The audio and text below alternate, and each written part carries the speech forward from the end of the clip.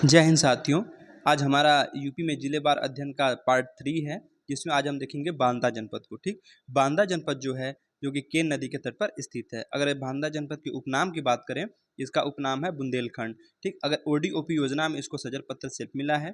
इसमें खरवार जनजाति बांदा जनपद के पाठा क्षेत्र में मुख्य निवासी हैं। ठीक है, जो पाठा क्षेत्र के हैं इसमें कौन, खरवार जनजाति यहाँ के मुख्य निवासी हैं।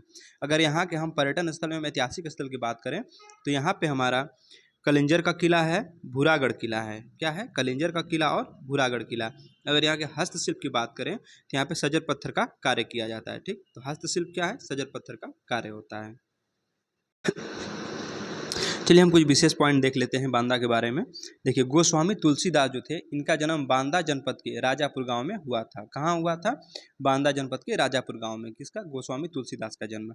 अगर हम बात करें, यह जो है ये महर्षि वाल्मीकि की क्या है, तपोभूमि है।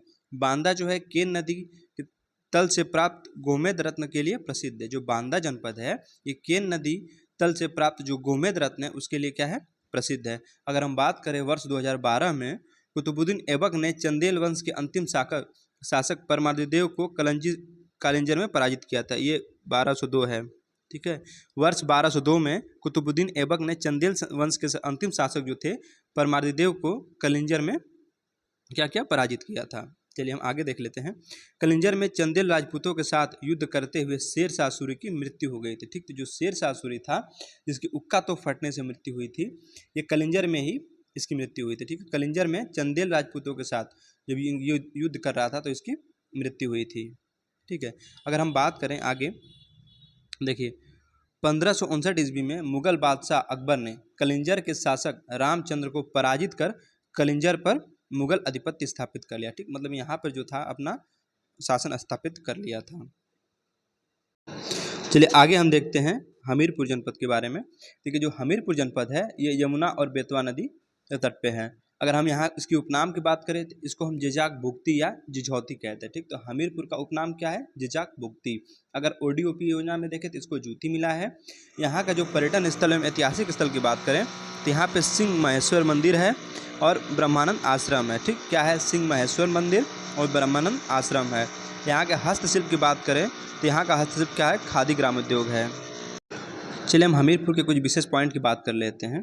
तो जो एक शासक थे हमारे हमीरदेव, ठीक है, हमीरदेव ने हमीरपुर की स्थापना की थी। ये कौन से थे, कलचुरी वंश के शासक थे। अगर हम बात करें महाभारत काल में यहाँ का राजा शिशुपाल था। ठीक, महाभारत काल में यहाँ का राजा कौन, शिशुपाल था, जिसका वध वासुदेव कृष्ण ने किया था। ठीक, देखिए यह क्षेत्र कपास और सुपारी की खेती के लिए जाना जाता है। वेरी इंपॉर्टेंट पॉइंट, यह क्षेत्र किसके लिए, यह क्षेत्र जो है कपास और सुपारी की खेती के लिए जाना जाता है।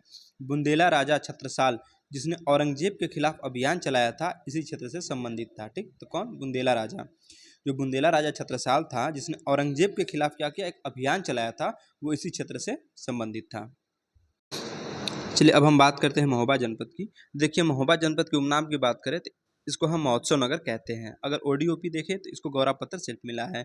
अगर यहाँ के हम पर्यटन स्थल एवं ऐतिहासिक स्थल की बात करें तो यहाँ पे क्या है, सूर्य मंदिर है, जैन तीर्थंकर मूर्ति है और तीरथ सागर ताल है। क्या है, सूर्य मंदिर, जैन तीर्थंकर मूर्ति और तीरथ सागर ताल है। अगर हम महोबा के हस्तशिल्प की बात करें तो गौरा पत्थर और गौरी हारी है। ठीक है, यहाँ के अगर मेला देखें तो एक कजली मेला यहाँ महोबा में लगता है और कजरी मेला कहाँ लगता है, मिर्ज़ापुर में। हमने बताया ना कि जो मेला था जिसमें कजरी मेला जो है, कजरी मेला मिर्ज़ापुर में और कजली मेला महोबा में लगता है। ठीक है, चलिए अगर हम यहाँ के अभ्यारण्य की बात करें तो महोबा में विजय सागर पक्षी विहार अभ्यारण्य है। कौन सा, विजय सागर पक्षी विहार।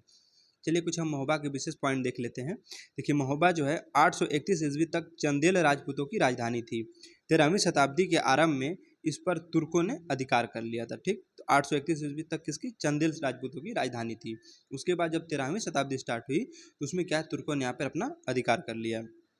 महोबा त्योहारों का शहर अथवा महोत्सव नगर के नाम से भी जाना जाता है। ठीक, महोबा को हम क्या कहते हैं, त्योहारों का शहर अथवा हम महोत्सव नगर इसी को कहते हैं। देखिए महोबा जो है, महोबा जैन धर्म का एक महत्वपूर्ण केंद्र है। किसका, जैन धर्म का। यहाँ गोरख पहाड़ी पर 24 जैन तीर्थंकरों की प्रतिमाएं स्थापित हैं। कितनी, 24। यह क्षेत्र पराक्रमी आल्हा और उदल की नगरी है। जो आल्हा उदल थे ये उनकी नगरी है। महोबा पान की खेती के लिए विख्यात है। किसकी खेती के लिए? वेरी इंपॉर्टेंट पॉइंट है ये कि महोबा पान की खेती के लिए विख्यात है अर्थात जाना जाता है। ठीक है, महोबा में क्या है? पान अनुसंधान प्रशिक्षण केंद्र स्थित है। क्या है? पान अनुसंधान प्रशिक्षण केंद्र। अगर हम 2011 की जनगणना के अनुसार देखें तो महोबा जो है उत्तर प्रदेश का न्यूनतम जनसंख्या वाला जनपद है। ठीक, अर्थात यहाँ की जनसंख्या जो है उत्तर प्रदेश में सबसे कम है। किसकी? 2011 की जनगणना के अनुसार। ठीक है, चलिए आगे हम देख लेते हैं गोंडा जनपद को। देखिए, अगर गोंडा जनपद के हम प्राचीन नाम की बात करें तो इसको हम गोनर्द के नाम से जानते थे। ठीक है, अगर ओडीओपी देखें तो यहाँ पे खाद्य प्रसंस्करण दाल है।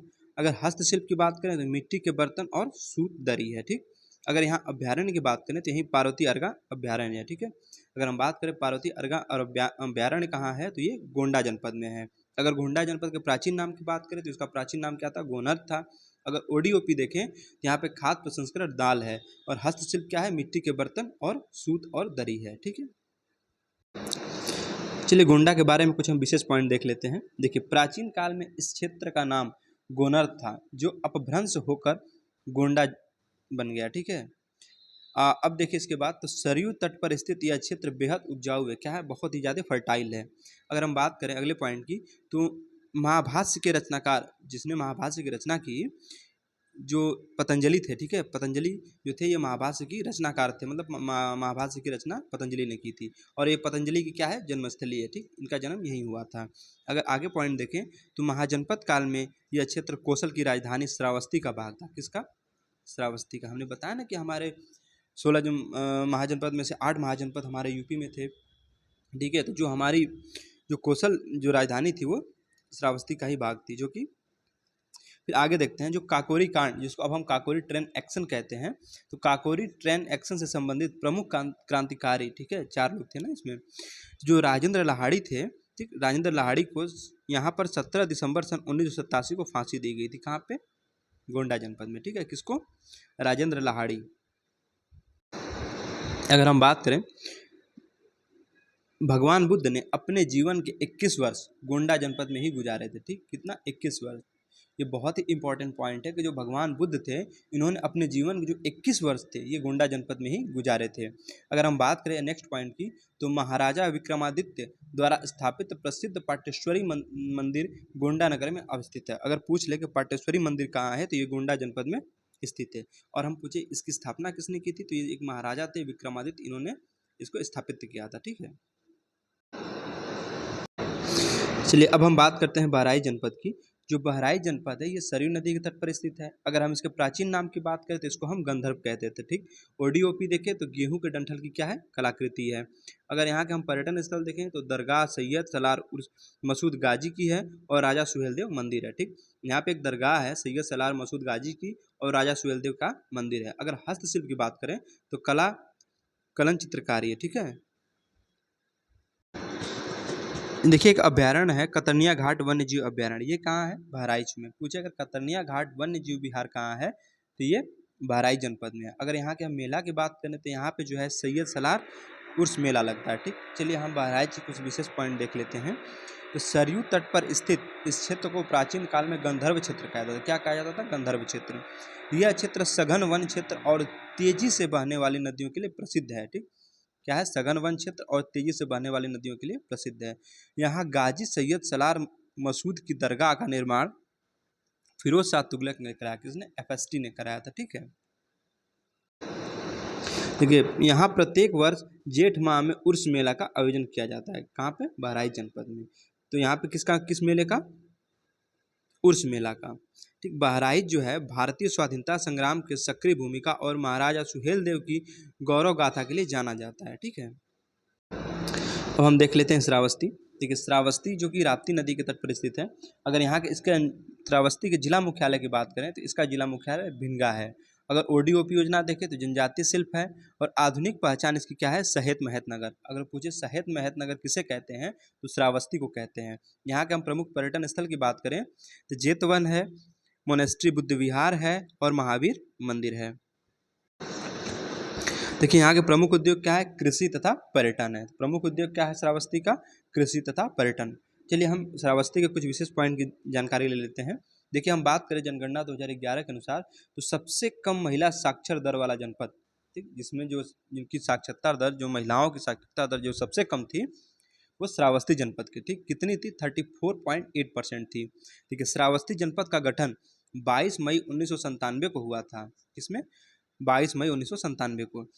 किंतु 13 जनवरी 2004 को इसे समाप्त कर दिया गया। अब पुनः जून 2004 को नए जनपद के रूप में इसका गठन किया गया, श्रावस्ती का। देखिए, बुद्ध ने अपना सर्वाधिक समय और उपदेश कहाँ दिया है? श्रावस्ती में। तो पूछे, बुद्ध भगवान ने अपना सबसे ज़्यादा उपदेश कहाँ दिया है? तो श्रावस्ती जनपद में। ठीक है, महाजनपद काल में श्रावस्ती कौशल राज्य की राजधानी थी। किसकी? कौशल राज्य की राजधानी थी। आगे देख लेते हैं। चीनी यात्री फायान और हेन सांग ने अपनी पुस्तकों में श्रावस्ती का उल्लेख किया है। ठीक, यहाँ कुषाण शासक कनिष्क के 2 अभिलेख प्राप्त हुए हैं। कितने? 2 अभिलेख प्राप्त हुए हैं।